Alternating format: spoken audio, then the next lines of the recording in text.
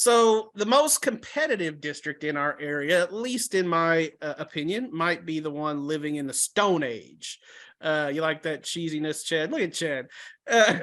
This is the Freestone Limestone County district that includes Fairfield, Teague, Mexia, and Groesbeck.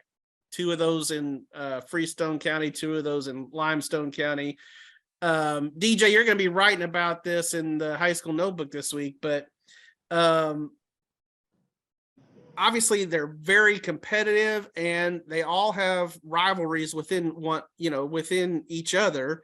So Malakoff looks like the best team in that district. They look like the number 1 seed. And Eustace and Kemp on the bottom end have looked like the cellar dwellers. They're 0-5 combined in the district. So that leaves the other 4 fighting for 3 spots. Which of our Centex schools out of that group, Groesbeck, Mexia, Fairfield, Teague, which joins Malakoff in the playoffs? So who's the odd team out, basically, is the easier way to answer that question. Start with you, Chad. I'd say it's Fairfield if they don't beat Mexia. I mean, right now I feel like it's Fairfield. That 1-point loss at Mexia hurt them. Now it could come down to the Teague Fairfield winner gets in. Yes, so I did just look ahead right before the podcast. Week 11, last week of the regular season, Teague at Fairfield. I'm with you, Chad. I feel like that's what it's going to come down to for probably the 4th place playoff spot. What do you say? Well, I mean, if Teague beats Mexia, it might already, well, it could happen. Mexia game is important too. It could happen. It could happen. What do you say, DJ? Oh, I just spent the whole day talking to all these coaches. So I know for sure Groesbeck's going to be in it. It's hard to not favor them, and they're 5-1.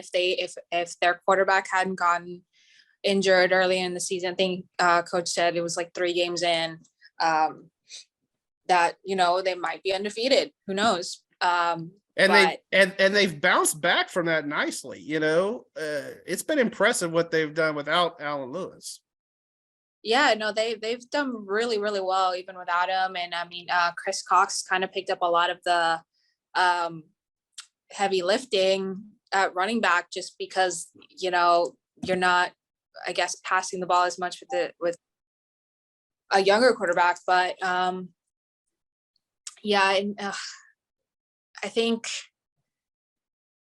it might come down to Teague and Fairfield, unless Mexia doesn't take care of business. But I think Mexia can take care of business. They had a really tough non-district schedule, and so now coming in, I mean, that Groesbeck game, they were in the thick of it. It's kind of uncanny just how similar that game was to their win over Fairfield. Like it was pretty much the same.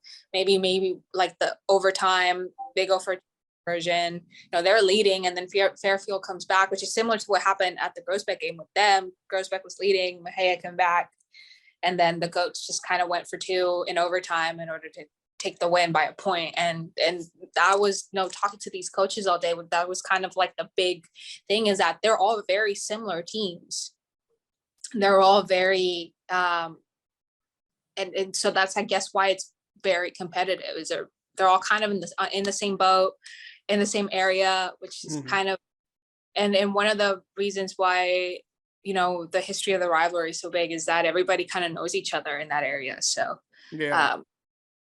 that's fun for sure. They like each other to a point, but they all definitely want to beat each other for sure.